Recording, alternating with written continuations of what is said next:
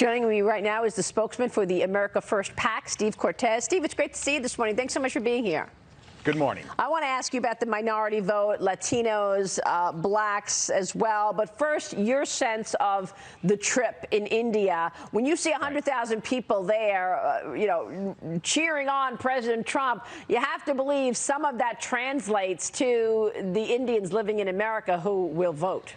Right. Oh, for sure, Maria. Look, the president is enormously popular in the largest democracy in the world, India. And he's doing what he often does overseas, which is act as deal maker in chief, making money for American workers and American companies. But it's also important strategically because the more we can strengthen India as an economic and security counter to China, which is increasingly threatening to U.S. interests, the better off the world will be, the better off American security will be long term. All right. Look, I know that, people were not expecting Bernie Sanders to have a shot against President Trump's Democratic policies, the democracy policies versus socialism. But how worried are you to see this victory now with Bernie Sanders? Third straight victory, and in this most recent Nevada caucus, he had strong support from Latinos, African Americans, union workers, people without college educations, voters up to 45. What's your take on what's going on here? Maria, here's my message to Team Trump, is that we are going to beat Bernie Sanders if he's the nominee, but we should not sleep on him. He is going to be formidable for exactly the reasons you matter. He resonates with working class people. Now, he's selling them a false menu of solutions. However, as he showed in Nevada, for example, he's doing well with Hispanics. Now, so are we, which makes this really a setup for an election in November that may well be decided by Hispanic Americans. Bernie Sanders did well with them in Nevada. We're doing incredibly well in polling, primarily because of the economy. In recent weeks, we saw a Gallup poll that showed minorities on the whole on the economy, 49% approval of President Trump. That really confirmed a Fox News poll that showed among Hispanics specifically, 52% approval on the economy for President Trump. That's an amazing number. It's largely because of small business, Maria. My Hispanic community, we are the most entrepreneurial demographic by far in America. Yeah. Small business optimism is soaring in this country because of tax and regulatory relief. We have a terrific story to tell there. And again, I think Hispanics may be the determinant segment for this upcoming November election. But you can't ignore these numbers. The Nevada caucuses, Sanders wins 47% of the vote with 88% of precincts reporting. The Vermont senator took 51% of the Latino vote. According to the entrance polls, Joe Biden could cause trouble for Sanders in South Carolina. He grabbed 39% of the African-American vote in Nevada, 12 points ahead of Sanders. The black vote is increasingly coming into focus, specifically going into South Carolina, which is why we spoke with Candace Owens this weekend on Sunday Morning Futures, who said that the president's rising popularity among minorities could spell big trouble for any candidate on the left. Listen to what she said.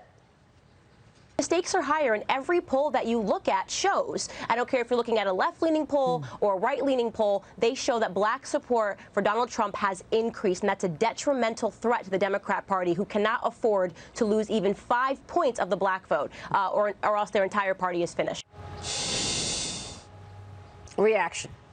Maria, I wrote about this, about the State of the Union, that the recent State of the Union the president delivered was largely a speech directed at minorities. And what I mean by that, in both the topics selected and the guests who were highlighted, it was very much an uplifting and persuasive message to minority America about how much better things have gotten these last 3 years under the policies of President Trump. And Candace is right. The Democrats on a national level, they need 90% of the black vote and roughly 80% of the Hispanic vote for them to win. If we start moving those numbers the way polls suggest, if we can get 20% of the black vote and 40% or so of the Hispanic vote, that makes us a prohibitive favorite in the fall. But again, to your point, I don't want to take Bernie Sanders for granted that it's going to be easy against him. He does resonate well, particularly with the Hispanic community. We've got to make the case, though, I think, to Hispanic citizens that in the case of Sanders, the combination of socialism and open borders is toxic for this country, most of all for minority Americans who tend to suffer disproportionately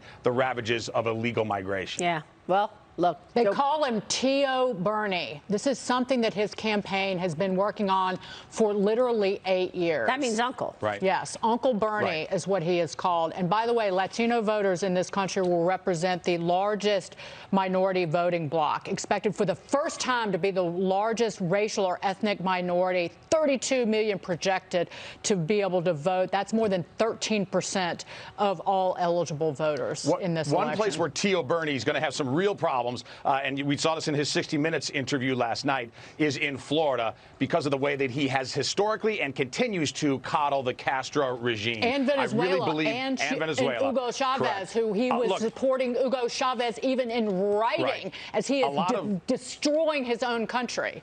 A lot of Latin Americans, my father included, they came to flee the corruption and socialism of Latin America. They did not come to replicate it here in the United States. And that will be, if he's the nominee, that will certainly be a strong message for President Trump into the fall. Well, Castro had a literacy program. That was his defense of Castro. Well, that was the best that he could come up with.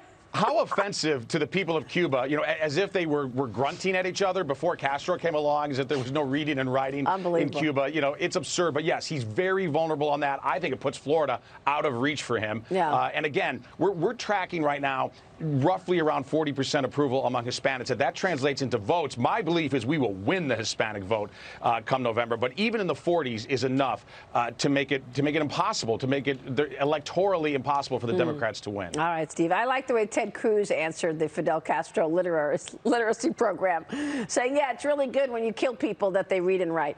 Steve, it's good to see you this morning. Thank you, sir. Thank you. Steve Cortes joining us there.